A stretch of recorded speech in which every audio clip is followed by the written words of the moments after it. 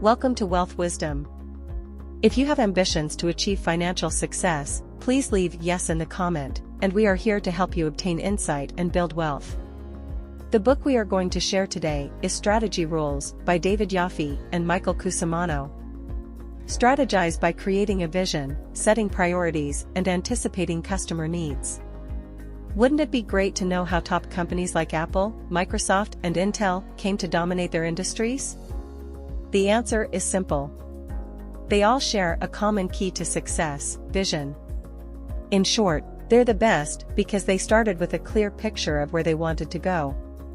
But knowing where you want to go isn't helpful if you can't get there, as these companies knew. So after setting their visions, they developed the strategies to make them realities. How? Start realizing your vision by setting your priorities. Take Gordon Moore, co-founder of Intel. In 1964, Moore predicted that computing power would double every 18 to 24 months.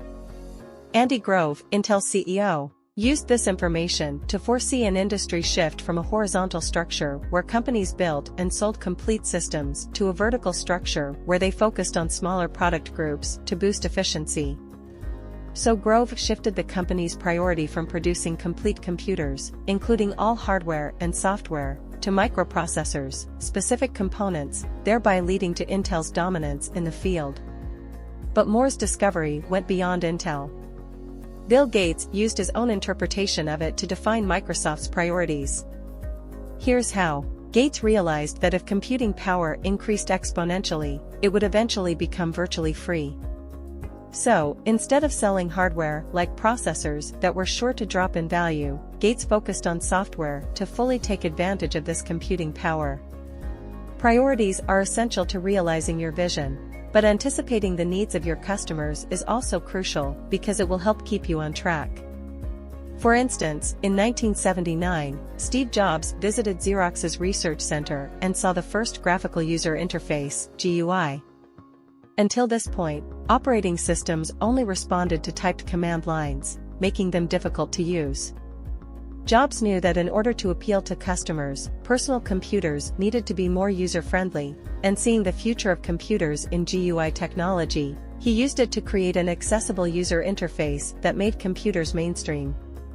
It's clear that having a vision, setting priorities to realize it, and anticipating your customers' needs are all essential to guiding your company. But what are your goals as you move forward? Before we continue, if you are interested in this topic, please consider subscribing and give us a thumb up. Let's continue. Ensure your product's success by honestly evaluating market conditions and deterring competitors. Say you have a vision for your company, you've set priorities to realize it, and know what your customers need. Sounds like the makings of a great business. But before setting up shop, it's essential to determine if the market is right and whether you'll be able to beat out competitors. Look at the limits of the market and surrounding technology in order to evaluate your product. For instance, in the 1990s, long before Skype, Intel put hundreds of millions of dollars into a conference calling service called ProShare. But they made one mistake by ignoring the limits of their era. The hardware required was expensive and the technology needed to transfer data was slow and unreliable. This meant their groundbreaking idea was doomed to fail. On the other hand, Apple had a similar experience in the early 2000s, but was honest about the circumstances. The company was experimenting with iPad prototypes as early as 2002 or 2003. The products worked brilliantly, but there was one problem: Wi-Fi had only just become more widely available and customers couldn't yet realize the device's full potential. Realizing this, Apple waited until this vital infrastructure was more developed. Clearly then, knowing when to launch your big idea is key. But once your product is released, your job's still not done. You'll need to control competitors by building barriers to entry. How? One way is by making your product the industry standard. Here's how Microsoft did it. When IBM asked Gates to develop an operating system for their computers, he agreed, but only if he could also sell the operating system to other manufacturers. IBM agreed, and Gates went on to develop the now famous disk operating system, DOS. Gates could have made a fortune in licensing fees by making his software exclusive to IBM, but he had bigger plans. His vision was to sell DOS at low prices and high volume to many computer manufacturers so that it became the industry standard. It worked. His rock-bottom prices meant competitors could barely get a foot in the door. Staying competitive requires taking risks, just don't bet the whole company. As a CEO, you'll need to take big risks to stay on top. But all great CEOs know that while big changes are necessary to remain competitive, it's essential not to bet your shirt on them. Take Apple's famous shift from IBM's PowerPC hardware to Intel's microchips. In the early 2000s, Mac's PowerPC architecture had been falling short for a while, and Jobs knew it was time for a change. Intel's undeniably better microprocessors were an obvious choice, but switching hardware would mean completely rewriting Mac's operating system and applications. Not to mention the added liability of sales falling in advance of the new release, or worse, loyal customers abandoning the company altogether instead of replacing old software. In short, the situation looked pretty risky. One analyst even predicted that the shift could lead to Apple's demise as they lost customers and developers. With such high stakes, it might seem like Jobs was betting the whole company. But he wasn't. Why not? Jobs knew the extra income from Apple's extraordinarily high-selling iPod, which sold over 10 million units in the 2 quarters preceding the announcement, would give the company a financial cushion. So he could take this risk because the pressure to ensure the company's survival was lifted from Mac sales. Looking back, the decision couldn't have been made at a better time. Macintosh computers' market share doubled over the next 5 years. Sometimes taking risks to stay competitive will even mean eating into sales of your other products. As a CEO, it's essential to know when it's necessary to cannibalize your cash cow business to develop new products. Remember when Apple released the iPod Nano? iPod minis were still flying off the shelves. The company did it again when they released the iPad, thereby cannibalizing their laptop sales. But the lost laptop revenue was nothing compared to all the Windows users the iPad converted. Instead of developing a great product, develop a strong platform, the key to exponential growth. A stellar product can feel like the ticket to success, but what if there's no demand for it? The best CEOs in the business know that success means building platforms that hook people on your product, making it an industry standard. When Steve Jobs first started out, he didn't understand why platforms were key. He was obsessed with controlling user experience and refused to license Apple's operating system to other manufacturers. Taking the opposite route of Gates, who sold both DOS and Windows to everyone he could, Jobs focused on his own niche with limited success. Remember, in the 1990s, Mac's market share was in the low single digits. What changed? Jobs made a comeback after growing as a strategist and understanding platforms. He built a Windows version of iTunes, the iPod supporting software. Its wider usability rapidly made iTunes a platform for Apple to control the music and digital media market, and the iPod, now compatible with any computer, dominated its field. Andy Grove understood platforms too. He knew that Intel could only sell more microprocessors if more computers were being sold, and that the consumer value of computers was hindered by conflicting hardware standards. Armed with this information, he opened a research lab, which, although outside his personal area of expertise, discovered a number of things modern consumers look for in computers. One discovery was the need for a universal connector like the USB. Up until that point, every manufacturer had different specifications, and simple tasks like connecting a printer could be a nightmare. Grove patented the lab's findings, but made them accessible to all. Computer manufacturers seized on the information, making easier-to-use computers that sold better. And in each computer? An Intel microprocessor. The company's sales skyrocketed. Grove's trick was recognizing that the computer industry as a whole was Intel's platform. By improving the platform, he increased his product's sales. Strategize with cunning and strength, but know when each tactic is appropriate. In the world of business, competition can take many forms. Some CEOs use their cunning to sneak around like judo players, while others are bold and bullying like sumo wrestlers. But both methods are essential, and the best CEOs know when to use each one.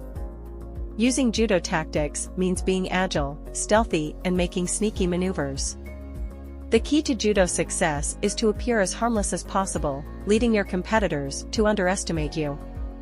For instance, when Jobs launched iTunes, he used a puppy dog scheme of feigning harmlessness.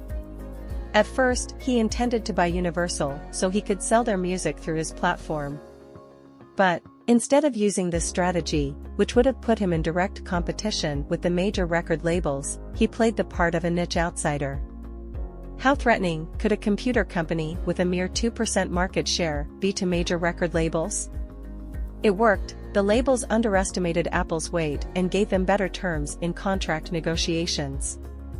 Judo tactics are great for pulling the blinders over your competitors' eyes, but sometimes you'll need to haul out the big guns, and this means sumo. Sumo tactics are all about power and size. Think buying out competitors and ruthless undercutting. For instance, in the classic fear, uncertainty, doubt, FUD strategy, a market-leading company announces a product long before it's ready. The potential of this unavailable product keeps consumers waiting, preventing them from buying competing products. A great example of FUD in action happened in 1982 when VisiCorp gave a preview of a GUI operating system. Gates, who was in the early stages of developing his own GUI OS, was spurred into action and started promoting Microsoft's product, even saying it would launch before VisiCorp's. Microsoft's reputation kept customers holding out for another 2 years until the product was launched. Imbue your company with your unique skills, but consult experts for the rest. By now we know the strategies and techniques that helped Jobs, Grove, and Gates build powerful companies that dominated their markets. But what about the individual personalities and leadership styles that made these men and their companies the best? For starters, they knew how to inject their gifts into the DNA of their companies. All three of them made the drive and desire that propelled them to success part and parcel of their companies. Jobs' love for design led Apple to push the standards of product design and user experience.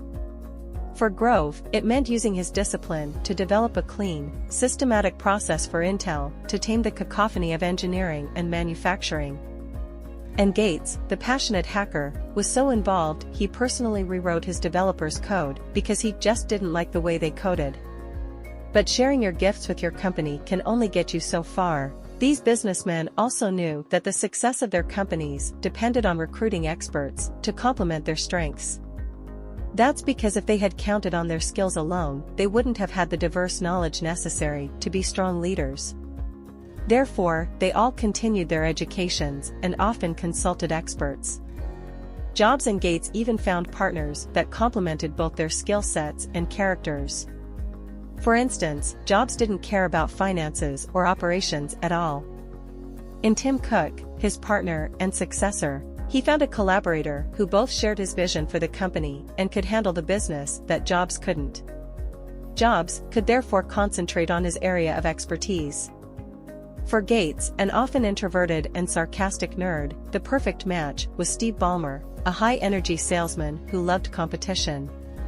Now that we know the strategies that made Gates, Jobs, and Grove leaders in their fields, it's time to see how others have drawn inspiration from their legacies.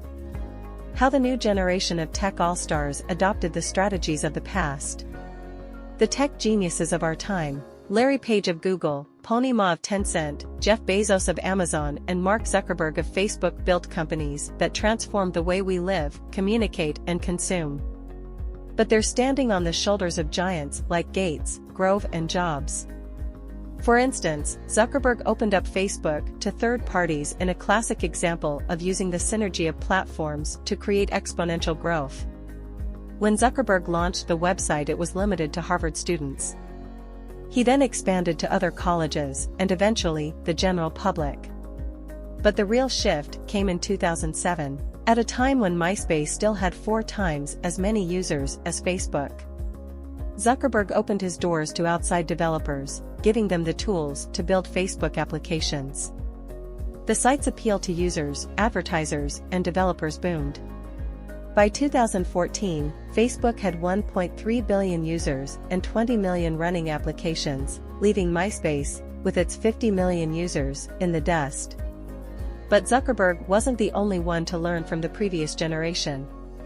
It's easy to take the fact that Google is everywhere in our lives for granted. The company started out dreaming big. The letter accompanying Google's IPO stated they would actively pursue high-risk activities even if they meant short-term losses. Their gambles paid off. For example, the company's 2006 decision to buy YouTube for $1.6 billion lost them money for years. But in the long run they prevailed, turning YouTube into the premier video hosting site on the web. Or consider 2005, when Google acquired Android for $50 million. Larry Page made Android's operating system free, a seemingly colossal mistake. But the risk resulted in huge returns when Android's market share hit 80% in 2014 and Google was raking in mobile advertising profits from the system while boasting a market value of nearly $400 billion. That's the end of today's sharing. If you like our content, please give us a thumb up and share it with your friends. See you next time.